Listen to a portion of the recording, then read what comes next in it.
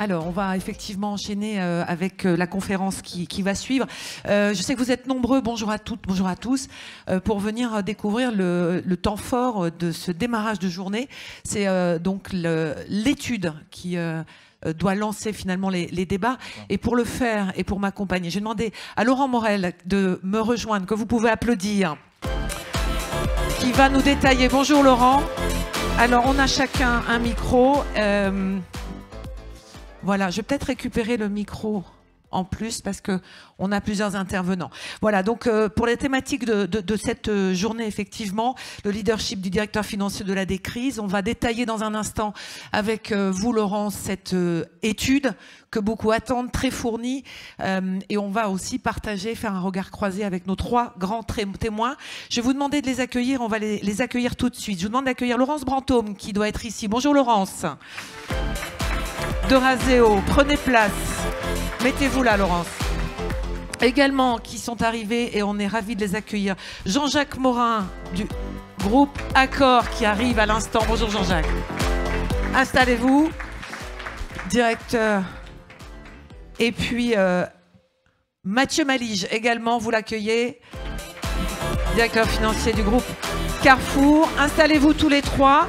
Alors, je vous le disais, Laurent, mettez-vous ici. Mathieu, alors on est là, on a 1 heure de débat et on va donc découvrir tout de suite cette étude fournie. Laurent, déjà un petit tour d'horizon de comment l'étude a été, le baromètre annuel a été réalisé. Donc, bonjour à tous et bonjour à toutes. Effectivement, c'est la 12e année que nous faisons cette étude sur les priorités des directions financières. Donc une étude assez passionnante sur laquelle on interviewe, grâce à une enquête de la DFCG, l'ensemble des adhérents, sur lequel ils font une réponse et sur lequel on rajoute un certain nombre d'entretiens spécifiques avec vous tous. Donc l'année passée, on vous avait mis une belle photo sur un bateau, c'était garder le cap. Cette année, on en est là, en fait. Donc, on a fait un peu de marche. On est au fjord. On a une étendue de choses. On a des nuages, on a un peu de soleil. On a surtout un sous-titre qui est relever les défis. Parce que finalement, si on prend un peu de hauteur, c'est vraiment ce qui nous semble extrêmement important sur ces éléments d'étude. Alors, on commence. On a sorti 3 grandes thématiques de cette étude parce qu'elle est extrêmement fournie. Je rappelle qu'avec le QR code, vous pourrez trouver l'étude dans son intégralité, donc il fait quand même plusieurs pages. Mais nous, on a sorti 3 thématiques qu'on va débattre avec nos 3 grands témoins. Et on va déjà faire le diaporama d'ensemble, Laurent.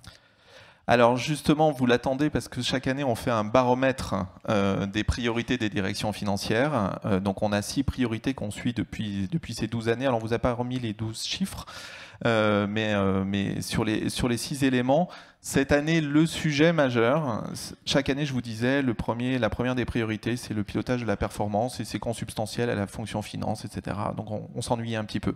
Cette année, la première des priorités que vous nous avez remontées, c'est le cash, qui est en fait très intéressant par rapport au sujet qui nous concerne. On voit bien que c'est cette dimension cash, à court terme et à moyen terme, qui devient essentielle.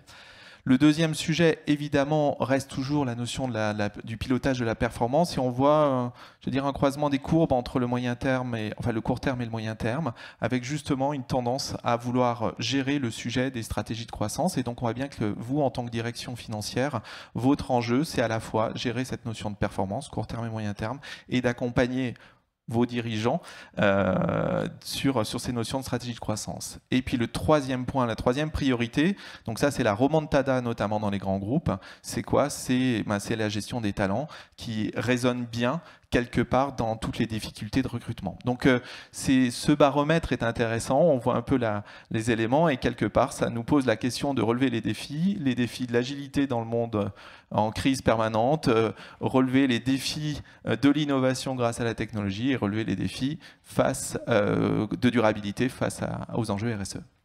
Alors on va rentrer dans la première thématique avec vous 3. Déjà un commentaire sur ce baromètre les uns et les autres. Laurence, sur ce que ça vous inspire, ces 3 priorités. Je pense que clairement, la gestion du cash est vraiment prioritaire. Et je serais intéressée d'ailleurs de voir ce qu'il en était en 2020 ou 2021, puisque là, effectivement, on est sur un horizon un peu différent. Malgré tout, le pilotage de la performance, et on le voit là, ça reste quand même quelque chose d'essentiel pour l'ensemble des entreprises. Chacun son tour. Commentaire sur ce baromètre, Mathieu Malige. Bon, il y a beaucoup de crises, il y a des enjeux de court terme, il y a des enjeux de performance, il y a des enjeux de résilience, on va en reparler plus tard, je suis sûr, et donc je ne suis pas surpris de voir le cash et la performance à des niveaux très élevés, parce que voilà, il en va évidemment de l'avenir et de la conduite des opérations à très court terme, c'est évidemment une priorité. Jean-Jacques. Oui, et puis évidemment, on est dans un monde dans lequel on est en crise permanente. Et donc la complexité, c'est la complexité de planification, donc de maîtrise des risques. Et on sort d'une crise. Et donc en fait, en particulier dans mes métiers à moi, tout ce qui est gestion des talents a été extrêmement compliqué. Parce que quand on perd 60 ou 70% de son chiffre d'affaires, comme d'autres entreprises l'ont fait, les gens partent. Et donc après, recruter, c'est compliqué. Donc je dirais que tout ce qui est planification est pour moi, et donc je le rentre dans maîtrise des risques, un point qui est très compliqué en fait à appréhender. Allez, on va effectivement maintenant rentrer dans le premier point que l'on va détailler tous ensemble. C'est le rôle du DAF dans la crise permanente. Laurent. Alors, juste quelques éléments dans justement cette notion de rôle du DAF dans la crise permanente. Premier élément, on a demandé quels étaient les risques qui ressortaient. Alors évidemment, on a les sujets d'inflation, de macroéconomique, de conflits géopolitiques. Un point qui est important dans ces notions de crise permanente, ou en tout cas de rôle du DAF qui est à appréhender dans une vision d'ensemble, notamment au niveau des ETI et des PME, c'est toute la dimension cybersécurité qui là aussi prend une importance extrêmement importante. Donc ça j'allais dire, c'est un premier élément de dimension qui est important à prendre en compte. Un point aussi sur la vision qu'on n'a pas mis sur les visuels, mais c'est aussi la confiance dans l'année à venir, en fait. Juste un point dans l'étude, en 2021 pour 2022, 85% des directions financières étaient très positives, très confiantes. Cette année, le chiffre n'y est pas, mais on est à 53%. Donc on voit bien que cette notion de crise permanente, elle est là. Et donc les directions financières nous ont dit qu'ils allaient utiliser un certain nombre de leviers, la transformation de l'organisation pour la rendre plus souple, plus agile par rapport à ces évolutions de crise, d'utiliser des leviers technologiques, et on aura l'occasion d'en parler, et puis beaucoup de questions sur le sujet du pilotage, de l'agilité du pilotage, de l'insatisfaction par rapport à leur approche de pilotage et la prise en compte d'un certain nombre de scénarios. On va commenter avec vous, donc retour d'expérience pour vous, chacun dans vos secteurs. Laurence, je commence avec vous. Quand vous voyez cette étude et ce résultat, ce rôle du DAF en période de permacrise, la crise du moment, c'est que l'inflation aujourd'hui, ou ça vient d'à peu près partout et maintenant on est résilient? Alors ça, c'est vraiment un constat. En fait, si on part de 2020, ça fait quand même 4 ans qu'on a accumulé des crises les unes après les autres, avec certains rebonds. 2021 était quand même...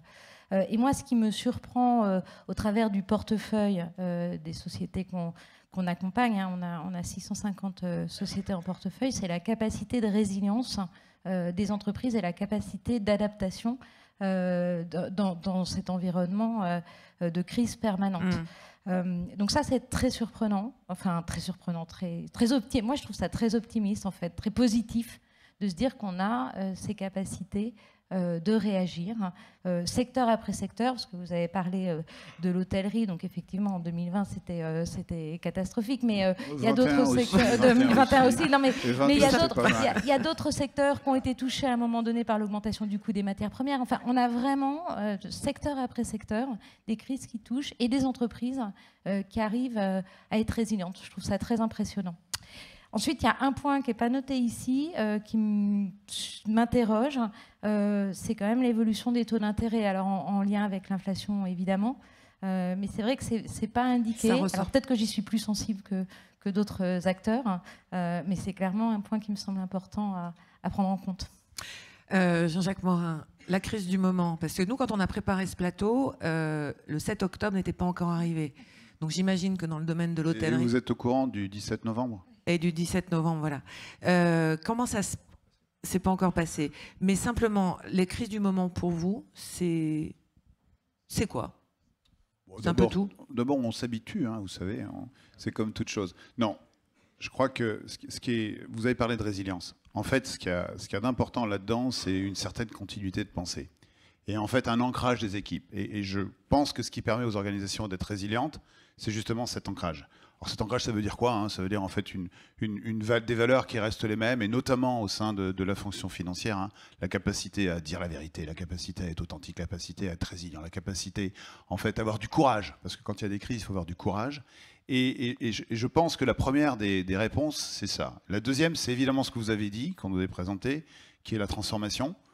Le rôle du directeur financier, il a quand même beaucoup évolué sur les dernières années. Je sais que dans ces forums, on en a beaucoup parlé, mais enfin, le rôle de change agent, qu'on appelle ça change agent, qu'on appelle ça stratégie, qu'on appelle ça business partner, on peut l'appeler de différentes façons, mais c'est le fait de pas s'arrêter aux chiffres, mais d'aussi aider à réfléchir ce qu'il faut qu'on fasse pour en fait adapter le business model. Et ce business model, en fait, le seul truc dont on est certain, c'est d'abord qu'on ne saura pas forecaster, on ne saura pas prévoir, et on sait que ça va changer.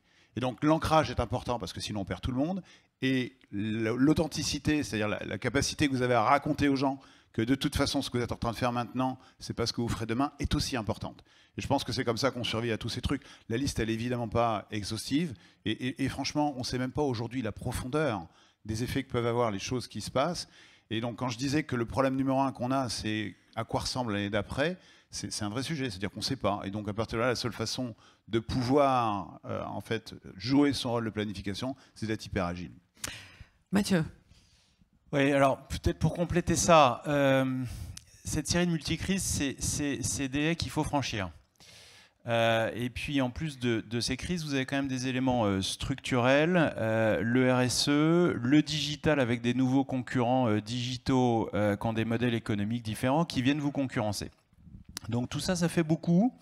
Qu'est-ce qu'on voit quand même, en tout cas dans notre industrie, mais je pense que ça peut s'appliquer à d'autres industries, c'est que y a quand même une discrimination qui s'opère entre les leaders qui finalement arrivent à bénéficier de la prime du leader, s'en sortent bien, innovent avec tout ce qu'on vient d'évoquer. Et puis les acteurs qui ont une faiblesse, une fragilité quelque part, un peu trop d'endettement, un modèle qui n'a pas été révisé en son temps, un management qui est un peu moins puissant et un peu moins réactif. Et là, c'est l'accident. Et donc nous, on le voit, vous avez des leaders en France, Carrefour, Leclerc, qui vont plutôt bien, et vous avez des gens qui sont subscale, c'est Cora, et donc Cora, on est en train de les racheter, donc ça génère de la consolidation. Un acteur comme Casino, qui avait trop de dettes, part en Chapter 11, et ainsi de suite. Et quand vous voyez les marchés dans ce contexte-là de très forte segmentation, il y a une sensibilité des marchés financiers qui est très importante. Regardez récemment les profit warnings. Alstom, moins 38 sur une journée. Worldline, moins 59. On a atteint récemment des records de baisse dans l'histoire du CAC 40 depuis les années 80 sur une seule journée. Donc on a des acteurs qui ont des difficultés, des marchés financiers qui sont ultra sensibles, et donc la nécessité pour la direction financière d'adapter son modèle, d'être réactif, d'anticiper, déjà de comprendre ce qui se passe. Comment est-ce que votre modèle économique, comment est-ce que votre modèle opérationnel va réagir? Et comme les crises, ce n'est pas fini, comment est-ce que vous créez de la résilience dans votre modèle? Comment vous êtes lean sur vos coûts? Comment vous êtes diversifié géographiquement? Comment vous êtes diversifié pour vos métiers? Sur vos métiers, parce qu'il y aura de nouvelles crises, et donc il va falloir être résilient. Et puis ça pose la question de l'endettement. Est-ce qu'on peut naviguer dans toutes ces crises avec des taux d'intérêt élevés, avec des bilans qui sont leveragés? C'est une vraie question. Et à horizon 3 ans, c'est la question qui a été posée lors du baromètre. La perception, c'est laquelle pour vous? Optimiste? Vous dites de toute façon, on ne sait pas de quoi demain. Ouais. Juste je pour voulais rebondir rebondir sur ce que dit Mathieu, en fait, il a absolument raison. Et sur la résilience, en fait, l'autre truc qui est important, sur la constance en fait, des valeurs et l'analyse de ce qu'il y a à faire et donc du changement de modèle dont il parlait, il y a aussi une dimension communication qu'on sous-estime. En fait, aujourd'hui, le directeur financier, c'est devenu un super communicant. Si ce n'est pas un super communicant, on a un problème. Parce qu'en fait, comme les choses évoluent à longueur de temps, il faut non seulement en fait, faire un assessment et trouver une solution, mais aussi expliquer pourquoi par rapport à ce que l'on vit. Les choses sont différentes d'un jour sur l'autre, et ça, c'est pas facile à faire. Sur la question à 3 ans, moi, si je regarde mes métiers en fait, qui sont les métiers du tourisme et du voyage, en fait, je suis pas du tout inquiet. Je suis pas du tout inquiet pour une raison simple, c'est qu'en fait, le monde continue à grandir en termes de démographie, et que quand il grandit en termes de démographie, c'est vraiment en fait ce que l'on voit dans l'Asie et dans le Middle East and Africa. Les gens s'enrichissent. On a une population, ce qu'on appelle le middle class, qui va croître d'1,3 milliard dans les 10 années à venir, hein, les statistiques qui sont les statistiques de l'ONU. Et ces gens-là, en fait, la première chose qu'ils veulent faire, c'est dépenser leur argent et vivre, en fait, fondamentalement vivre, ce qu'on a un peu vu après le Covid, mais qu'on voit encore plus dans les pays émergents. Donc, le medium terme, il est bien. Le problème, c'est le passage par le court terme et d'expliquer aux gens que, trust me, ce sera super, ça va être vachement bien, on a juste besoin de passer par une année qui est compliquée. Donc, c'est cette partie-là qui n'est pas toujours simple. Quelqu'un veut rajouter quelque chose sur cette perspective? Laurent, on va développer maintenant le deuxième thème, hein, la deuxième thématique que l'on a retenue du baromètre. C'est la finance 4.0 avec cette question. Alors, c'est innover grâce aux nouvelles technologies, mais nous, la question qu'on va se poser, c'est le nouvel Eldorado. Et à la fin de la phrase, il y a un point d'interrogation. Donc, on va détailler ça avec vous, Laurent. Effectivement, il y avait une question sur le deuxième thématique de savoir si la finance 4.0 était un nouvel Eldorado avec des nouveaux sujets à aborder. On vous a posé un certain nombre de questions, certains éléments sont remontés. Ce qui est intéressant, c'est de voir où est-ce que vous mettez l'effort. Hein. Donc effectivement, les sujets de dématérialisation, et c'est vrai que c'est un peu aujourd'hui, on en avait parlé déjà l'année passée, notamment du fait de la facturation électronique. C'est un sujet qui avance et qui, il y a 3 ans, aura moins d'impact. Ce qui est intéressant, je ne vais pas commenter tous les chiffres, ce qui est surtout un des chiffres qui est intéressant, c'est sur l'IA, en fait, hein, où on voit qu'aujourd'hui, l'IA représente 8% des domaines de digitalisation, mais tout le monde pense que d'ici 3 ans, il y aura 45% qui seront un domaine d'investigation. Je pense que c'est important de parler de l'IA, et notamment de l'IA générative, parce qu'on voit que c'est quelque chose qui bouge très très vite. Juste pour donner des ordres de grandeur, quand il s'agissait de mettre en place un ERP, je ne donnerai pas de nom de quel ERP, on raisonne à l'année, enfin en plusieurs années, des programmes de plusieurs années. Quand on réfléchit à mettre en place des outils sur la performance et le reporting, des EPM, allez, c'est 9 mois, 1 an, peut-être plus court, peut-être plus long, mais globalement. Après, on est passé à la robotisation. Donc là, on était sur des cycles agiles, quelques semaines. Et puis l'IA, vous promptez en quelques heures, en fait. Donc en fait, ce que je vous dis là, je pense qu'il faut refaire un financium au mois de février, parce qu'il y aura beaucoup d'autres choses qui seront à dire sur l'IA. Donc, je mets un peu d'accent sur l'IA. Beaucoup de CFO, donc, du coup, nous posent cette question sur l'IA. Presque la moitié s'interroge sur comment je l'intègre. Il y a à la fois une appétence pour le faire, avoir des capacités de solutions, d'apporter de la valeur. De l'efficacité, c'est encore un peu une question, en fait. Est-ce que ça va vraiment m'apporter de l'efficacité ? Et puis, quels sont les risques qui sont associés, notamment à de la donnée qui part un peu n'importe où et de la cyber qui part un peu de partout. Donc voilà, des leviers technologiques que les CFO souhaitent aborder, et notamment celui-là. Alors, commentaire Laurence de ce baromètre. Il faut vraiment distinguer plusieurs sujets. On a un socle de base, et clairement, quand on regarde ces réponses, la dématérialisation, c'est le socle de base. Oui. Et c'est plus un sujet, c'est un sujet, mais c'est vraiment les outils de base, et il y en a plein d'autres. C'est vrai qu'autour de la digitalisation de la direction financière, on a différents niveaux, en fait. Donc, il y a comment on s'outille, d'abord. Et ça concerne encore beaucoup d'entreprises. On est toujours surpris de voir, moi je le vois là encore dans notre portefeuille, les tas simplement d'outillage, en fait. Ça, c'est le premier niveau. Le deuxième niveau, c'est plutôt ce qui est autour de la data visualisation. Décidément, les mots sont compliqués à dire. La robotisation, où là, on est sur un deuxième niveau. Et puis, l'intelligence artificielle, quand on voit d'ici 3 ans 45%, je serais curieuse dans 3 ans de voir où on en est. Parce que je ne pense pas qu'on sera à 45% d'intelligence artificielle dans les entreprises, parce qu'il y a tout ce qu'il y a avant ça à mettre en place. Ça ne veut pas dire qu'il ne faut pas s'y intéresser, évidemment.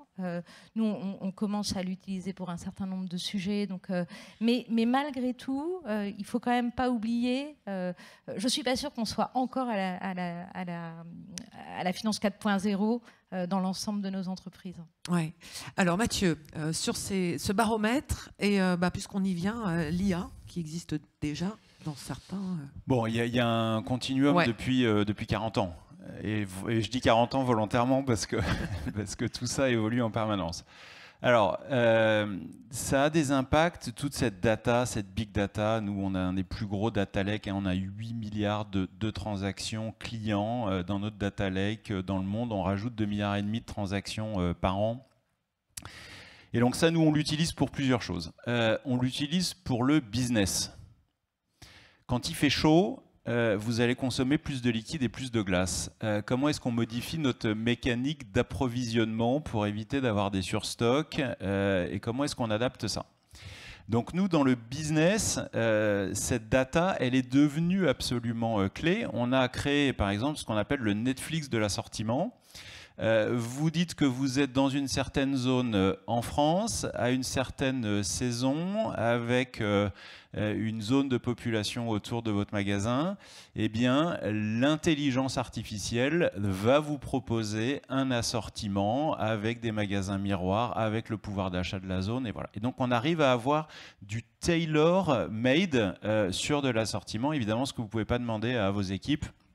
On avait, il y a 15 ans, 3 ou 4 types d'assortiments en fonction du niveau de pouvoir d'achat des différentes régions. Ça, maintenant, c'est complètement automatisé.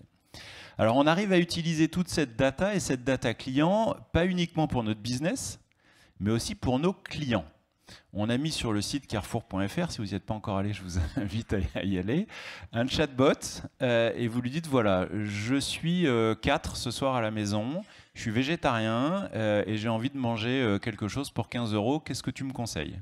Il va vous poser des questions, il va dialoguer avec vous. Donc là, on est vraiment dans le Gen AI, ce qui est tout à droite. Il va dialoguer avec vous, il va vous demander si vous avez, quel âge vous avez, quelles sont vos préférences, voilà. Et puis évidemment, il va vous proposer des choses. Et puis si vous cliquez, vous pouvez être livré en un quart d'heure des produits pour faire votre repas. Voilà, donc on voit qu'on a aussi une orientation client qui peut être très puissante, très différentielle pour aider nos clients à faire leurs achats. Et puis pour la finance, Laurence en parlait, ça pose beaucoup de questions parce que jusque-là, et moi je le vois chez Carrefour, le contrôleur de gestion était un peu le détenteur de la data. Donc c'est assez confortable. Quand il y a un opérationnel qui a une question, il vient voir son financier. Et le financier, il tient la data. Et bien ça, c'est fini. Il faut aller plus vite, il faut diffuser la data. Et donc, comment est-ce que vos opérationnels arrivent à accéder à leur data à un premier niveau d'analyse de data sans venir voir le contrôle de gestion? Et ça leur permet d'aller plus vite, ça leur permet de mutualiser et ça leur permet de diminuer le nombre de contrôles de gestion dans nos organisations parce qu'à la fin, c'est un coût de head office et ça ne sert pas le client. Voilà, donc toutes ces questions-là, elles sont au cœur du sujet sur la data. Chez vous, chez Accor, la data... Moi, je vous propose déjà de ne pas vous connecter sur carrefour.com, mais de vous connecter sur accor.com. On a aussi un chatbot. En fait, on fait exactement ce que vient de décrire mon ami Mathieu. On a aujourd'hui 40% des requêtes que les gens font au téléphone sont traitées en fait par chatbot, et ce truc-là va aller en croissant.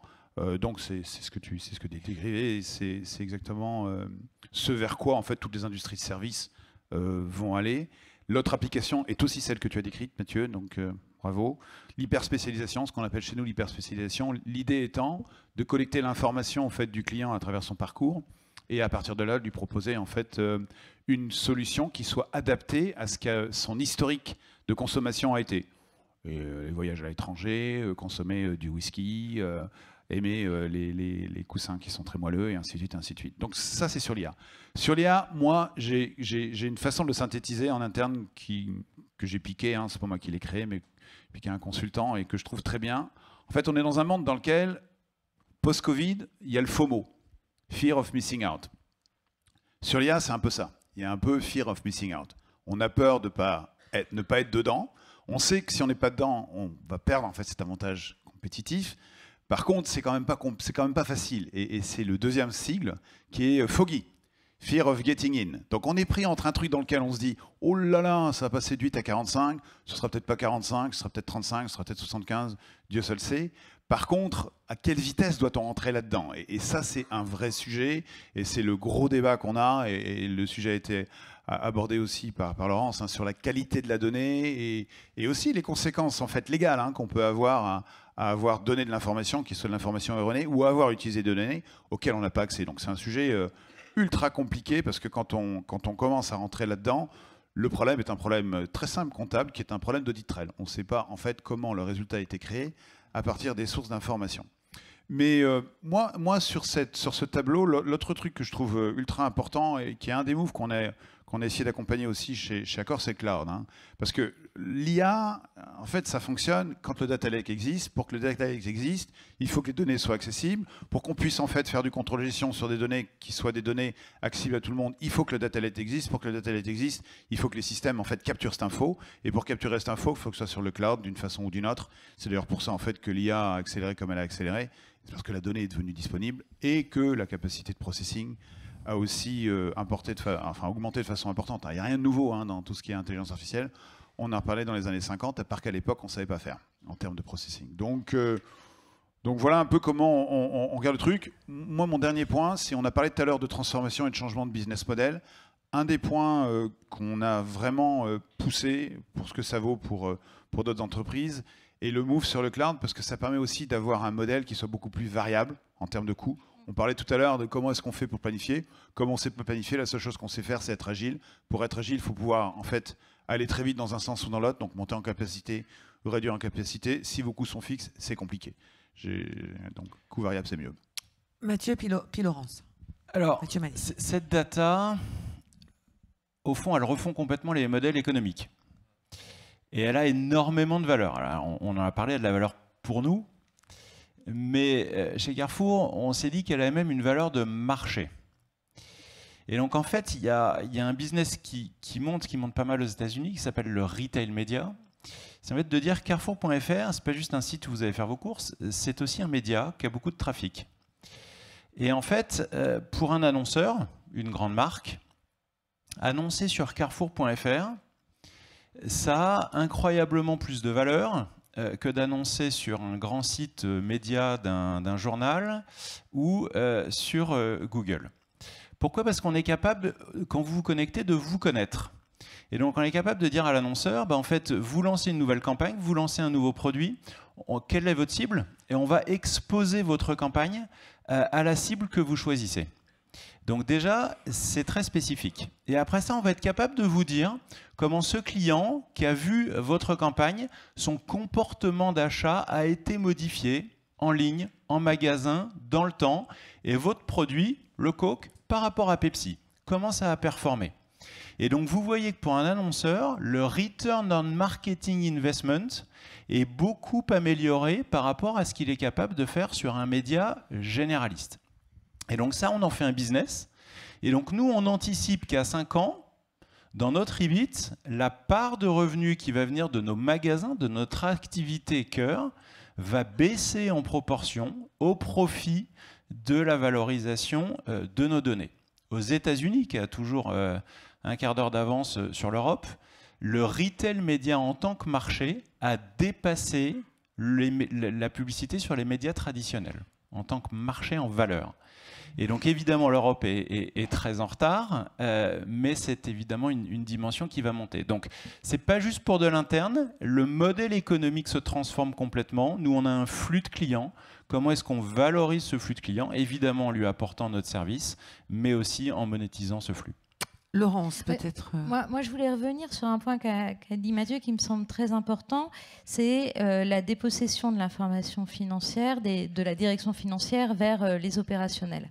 Et c'est un point pour moi, il y a un projet qui est absolument crucial, c'est la fiabilité de la data et la gouvernance de la data. Et comment je forme les opérationnels pour qu'ils sachent utiliser une data financière qui était auparavant utilisée par des contrôleurs de gestion dont c'était le job en fait.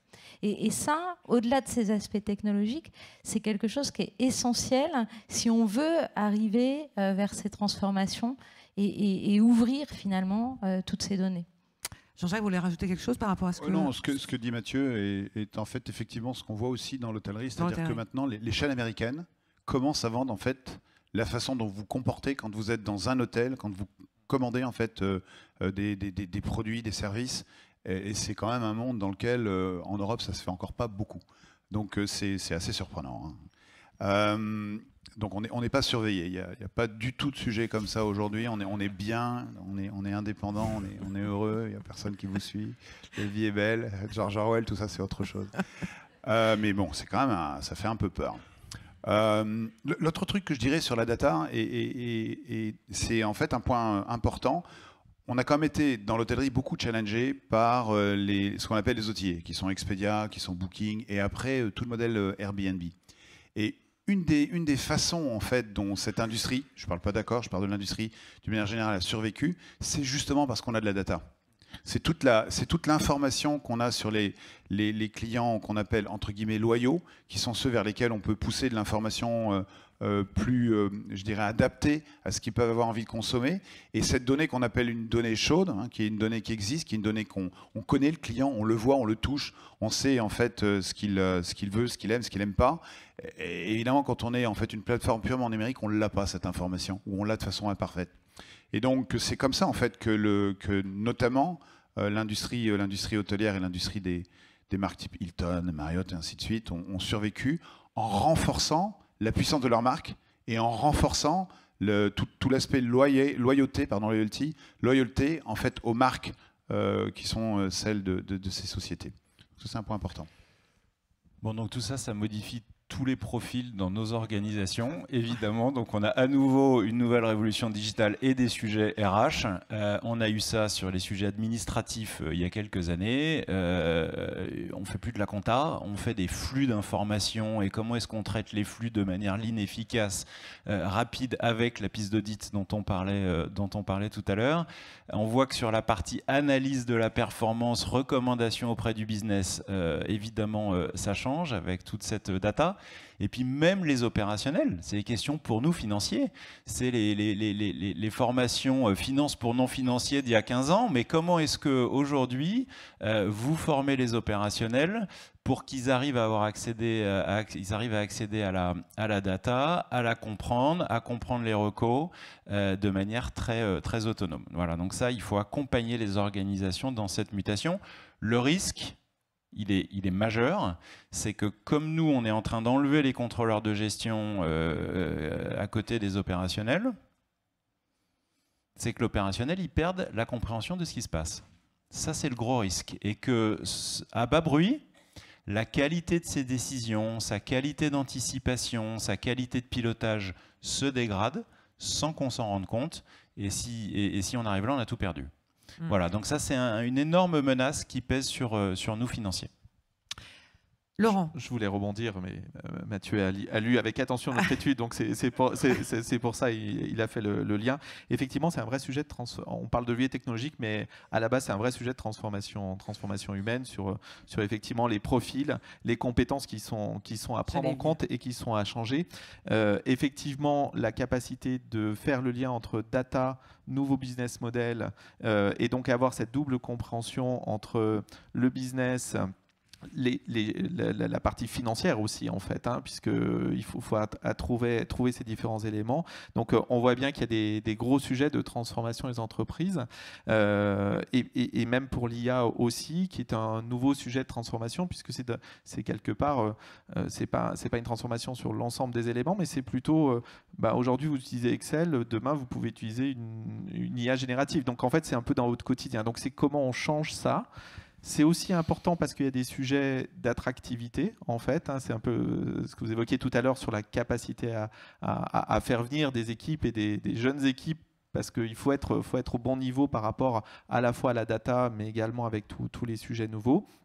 Puis je rebondirai juste sur un point sur le cloud, où justement, alors c'est à la fois très bien parce que ça crée de la variabilité, ça crée toujours être à la pointe de, parce qu'on suit les mouvements qui sont dans le cloud. Il y a quand même un sujet, et certains CFO nous l'ont remonté aussi, c'est la capacité en fait à suivre ces coûts liés au cloud, puisque le modèle économique du cloud n'est pas le même que celui qu'on a classiquement. Et donc, il y a un vrai enjeu pour toutes les directions financières de bien gérer ces deux dimensions, en fait. Laurence, et juste ajouter sur la partie ressources et talents, je pense qu'avec l'intelligence artificielle, il y a aussi tout ce qui est développement du sens critique, en fait. La capacité à apprécier la restitution qui est faite. Et ça c'est quelque chose qu'on n'a pas forcément dans nos équipes et qu'il va falloir développer. La capacité à se dire que ce qui est remonté n'est pas nécessairement la vérité. Il y a des exemples assez intéressants, notamment dans des procès ou autres. Donc vraiment, je pense que c'est une nouveauté pour nos équipes. D'ailleurs, une des difficultés et un des skills qu'on essaie d'acquérir, c'est la capacité à poser la question.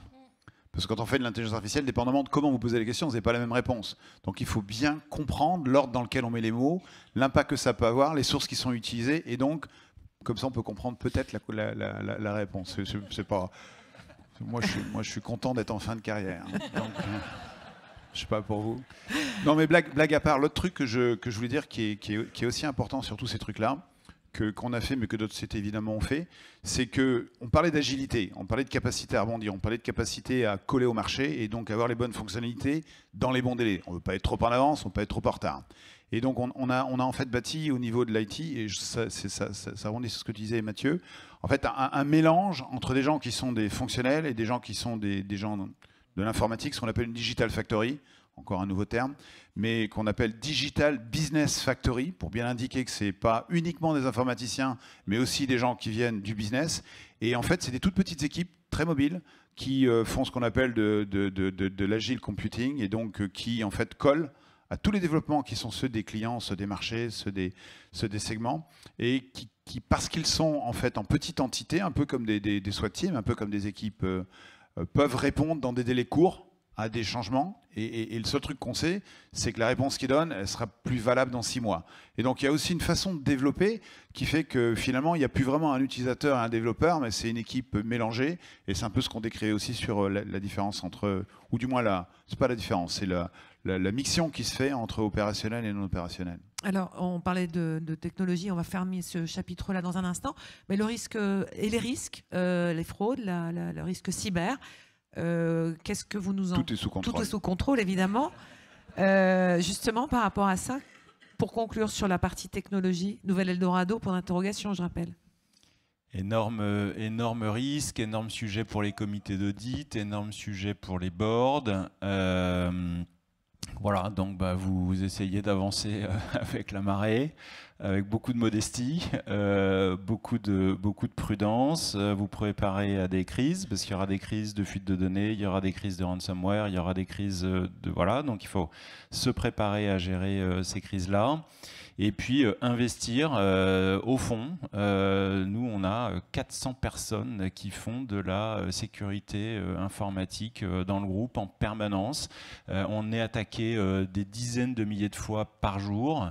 Et donc, comment est-ce qu'on contre ça? Donc ça, c'est absolument clé. Et là, il en va de la résilience. On parlait de résilience des business dans le premier thème. Il en va de la résilience et de la continuité de l'activité et de sa réputation. Quand vous avez de la perte de données sur des données confidentielles et sensibles, c'est un gros sujet de réputation pour votre marque, évidemment. Jean-Jacques, par rapport à ça, ce même combat. En fait, dans notre industrie, et ces données qui sont des données publiques, il y a au moins 2 grands groupes qui ont pris des amendes à hauteur de montants qui sont supérieurs à 100 millions de dollars, pour justement avoir laissé des données être divulguées. Donc la bonne nouvelle, c'est que dans la discussion budgétaire, c'est un peu compliqué avec le reste de la sécurité, parce qu'il a un retour sur investissement qui est quasi infini s'il y a un cas comme ça qui se passe. Mais bon, ce que ça veut dire, c'est qu'il ne faut pas lésiner à mettre les sous en face. Conclusion sur ça, non, Laurence. Bon, alors, on va clore ce chapitre-là, et on avait dit qu'il y avait donc 3 thèmes qui ressortent de l'étude. Laurent, le troisième point, c'est finance et RSE. Un mariage de raison. Effectivement, on avait posé la question si c'était un mariage de raison, si c'était un mariage d'amour, si c'était un mariage économique en tant que tel. En fait, si on fait un peu l'histoire, ça fait, je pense, 3 ans ou 4 ans qu'on vous pose cette question. Alors, sous des formes différentes, mais sur l'intégration des enjeux RSE au sein d'une direction financière. Si on fait le tout début, il y avait... C'était la période de Draghi, je pense. Donc, il y avait les groupes qui savaient qu'il fallait s'en occuper. Il y avait ceux qui ne savaient pas. Donc, on était assez séparés. Je dois avouer que je pense que c'est l'année passée où on était dans l'euphorie totale avec 85% ou 90% des directions financières qui voyaient dans la RSE la capacité d'une part d'avoir un nouveau rôle, d'intégrer ces éléments à la performance, de travailler, d'avoir une vision des nouveaux business models. Et cette année, alors peut-être que c'est une anomalie statistique, je ne sais pas si c'est la routine, mais c'était un peu mou du genou. En fait, globalement, vous nous avez remonté dans les résultats une vision très réglementaire. Donc effectivement, j'imagine que la pression de la CSRD qui va arriver, je caricature pour les grands groupes l'année, 2025 pour 2024 et puis pour une grande partie des ETI 2025, 2026 sur les comptes 2025, vous met l'accent sur cet élément-là. En revanche, on voit un moins la dimension de prendre en compte cette notion RSE sur la dimension du pilotage. On a moins vu, alors c'est peut-être aussi lié sur la partie pression sur les financements. On a eu pas mal d'échanges où certains nous disent oui mais j'ai pas de premium si je fais du green versus le reste en fait. Alors heureusement on a eu des échanges aussi avec certains CFO qui nous ont redonné du baume au cœur en disant mais non mais c'est complètement intégré. De toute façon la performance elle est forcément globale et donc on ne peut pas faire de performance financière sans performance extra-financière en dépit des éléments qui bougent et donc c'est la dimension positive qui ressort. Et puis d'autre part, sur le financement, certes, il n'y a pas de premium, mais il n'y aura plus de financement. Donc en fait, le premium, il est dans la capacité à faire et dans le license to operate. Donc voilà, ce qui ressort de l'étude, on a un certain nombre d'éléments. Il y a beaucoup d'éléments sur les contrôles à mettre en place, les process à mettre en place, qui est un vrai sujet de transformation, une vraie capacité finalement pour des directions financières de prendre un vrai rôle en fait, dedans. Pas uniquement que le rôle réglementaire et de conformité, de suppléer aussi aux directions RSE qui ont toujours été dans des positions stratégiques et c'est très bien, il faut qu'elles continuent à l'être, c'est pas le sujet. En revanche, qui n'ont souvent pas les colonnes vertébrales jusqu'au plus proche du site et pour lequel il y a quand même un acteur qui est garant finalement de la performance, qui est quand même la chaîne financière. Et donc, il y a un vrai rôle à prendre pour les directions financières. Alors, on va faire circuler la parole sur ce sujet, ce mariage de raison, ce niveau d'amour. Laurence, je dirais. Non, mais déjà, je pense que vous avez tout à fait raison. C'est incontournable. Enfin, je veux dire, la RSE, c'est clair, on n'y échappera pas, qu'on le veuille ou non. Et quand vous dites, il n'y a pas de premium, mais il n'y aura pas de financement, c'est très vrai. Enfin, nous, on a des thèses, toutes nos thèses d'investissement maintenant intègrent une dimension impact RSE et on ne financera pas des entreprises qui n'ont pas intégré ces données. Moi, il me semble qu'il y a un risque quand même majeur pour les directions financières, si je me place pas d'un point de vue business, mais d'un point de vue direction financière, c'est effectivement de rester sur la production de data et pas du tout rentrer dans le pilotage de la performance, rentrer dans ce pilotage de la performance extra-financière. Et je pense que quand on parle de finance durable, c'est vraiment quelque chose d'important. Et il faut que les directions financières s'approprient, comme elles l'ont fait pour d'autres sujets, mais s'approprient totalement ce qui est demandé, non pas d'un point de vue réglementaire, mais plus globalement, comment je conduis le business de mon entreprise avec une vision intégrant la dimension sociale, environnementale. Et ça, c'est essentiel. Et je perçois une certaine réticence des directions financières à rentrer dans ces domaines-là. Parce que c'est compliqué, parce que c'est à nouveau des réglementations, on en a déjà eu beaucoup, parce qu'il y a tout un tas de normes. Donc voilà, mais je pense que c'est un enjeu fort pour les directeurs financiers pour les années à venir. Alors, on va faire le match Carrefour-Accor ce matin sur ces sujets-là, si j'ai bien compris, parce que vous êtes quand même très surveillés sur ces sujets-là, les uns et les autres. Surtout Mathieu. Hein. Surtout, voilà, mais pas que. Il y a la question dans l'hôtellerie aussi. Quel est votre degré? On parlait de relations en introduction de manière détournée, mais pour vous? Bon, non, mais on a une responsabilité personnelle. C'est pas juste un sujet de direction financière, c'est un sujet de dirigeant. On a un enjeu mondial et on est en position de décider. On sera pointé du doigt par nos petits-enfants. Donc que fait-on chacun aujourd'hui sur ce sujet-là dans nos postes de responsabilité? Ça, c'est quand même la première question. Moi, ce que je sens, c'est que les positions se radicalisent. Vous avez aujourd'hui, les gros metteurs de pression aujourd'hui, c'est assez surprenant. Le régulateur, c'est très puissant. Nous, le régulateur, il ne nous dit pas, alors on a des sujets avec nos systèmes de froid, qui ont des fluides qui étaient historiquement polluants, donc il faut les moderniser.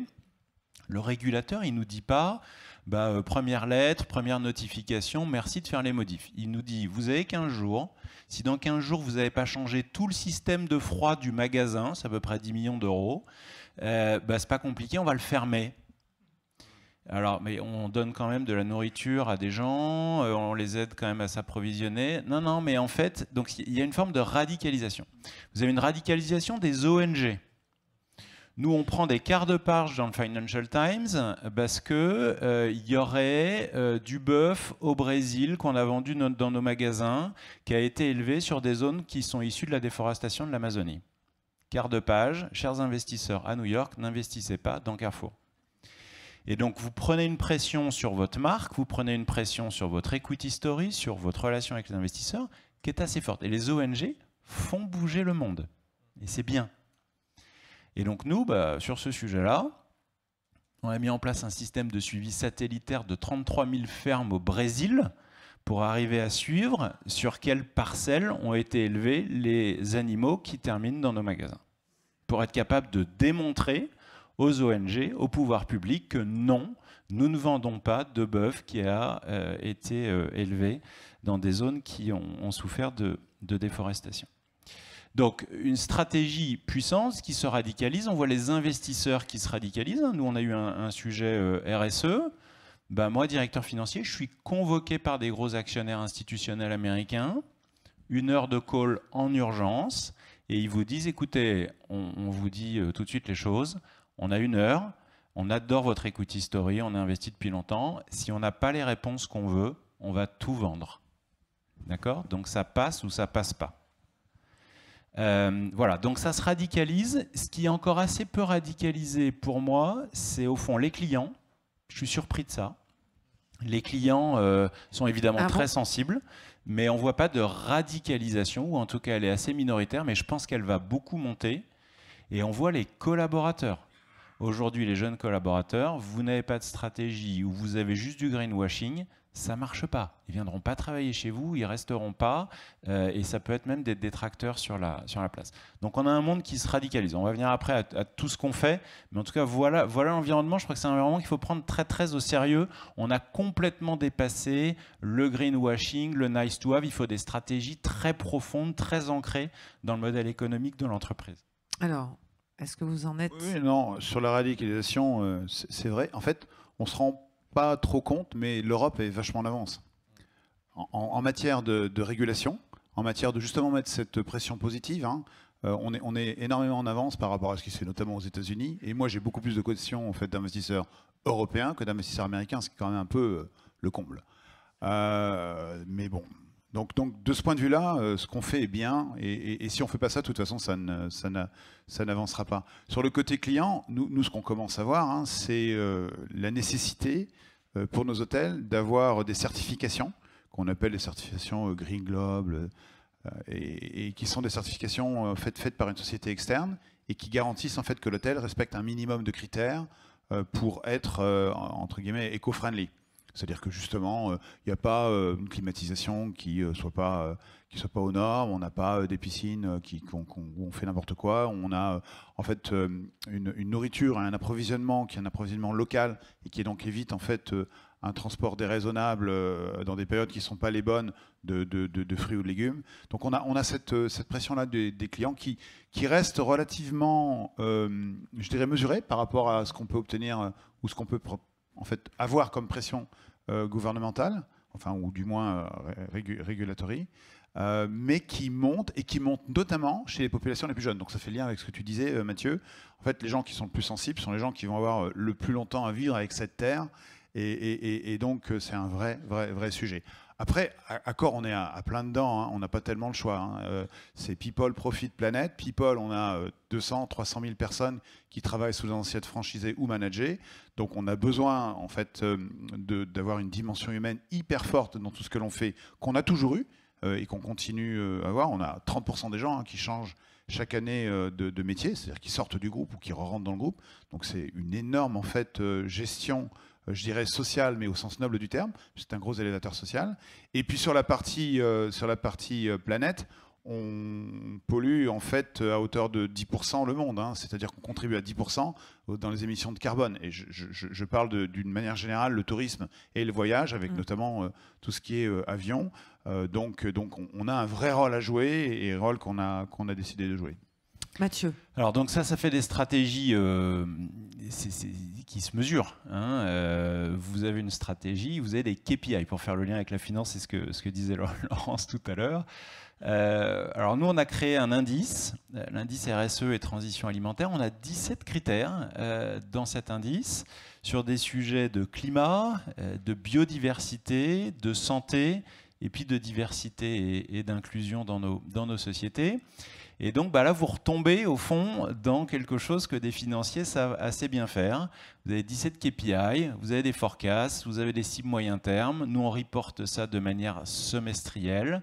Ça fait partie des objectifs suivis par le board. Ça fait partie des éléments de rémunération. Ça fait partie de l'ensemble de notre responsabilité et de communication financière vis-à-vis des marchés. Voilà, et donc là on voit bien le rôle de la finance, t'en parlais tout à l'heure, vous avez des KPI, donc la question c'est quoi ce KPI ? Alors déjà un chiffre d'affaires, moi j'avais du mal parce que les auditeurs nous ont modifié toutes les différences, on comprend plus ce que c'est qu'un chiffre d'affaires. Mais alors c'est quoi une tonne de carbone ? C'est quoi une tonne de gaspillage alimentaire en moins en magasin ? C'est quoi une tonne de produit qui est recyclé ? Donc ça, voilà. Et puis il faut construire des outils de mesure, des référents pour capter la donnée, la mettre dans les systèmes. Et puis à partir de là, donc un rôle très clé à jouer au-delà de la vision, au-delà de la comfi, au-delà de la stratégie, pour les équipes finance, sur du reporting, sur du forecast, évidemment sur de la certification, ça c'est en train d'arriver, et donc sur des systèmes, et donc sur du big data, et ça fait lien avec ce qu'on disait sur le chantier précédent. Laurent, pour conclure, alors après je vais vous poser une question à tous les trois pour conclure, parce qu'on arrive au terme de cette table ronde.